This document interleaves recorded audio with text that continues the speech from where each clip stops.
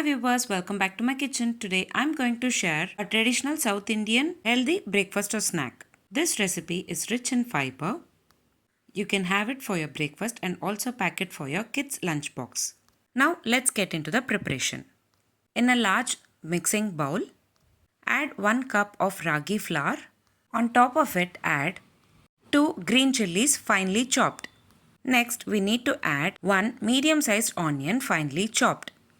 Next, we need to add the secret ingredient for this recipe, moringa leaves. Add 1 cup of moringa leaves. For 1 cup of ragi flour, add required water and mix well to form a dough. Today, I am preparing for a quantity of 2 members. You can increase or decrease the quantities based on your requirements. Now, take a parchment paper, take a portion of ragi dough, spread it evenly on parchment paper. Pat it evenly with your wet fingers into a thin, circular, flat bread.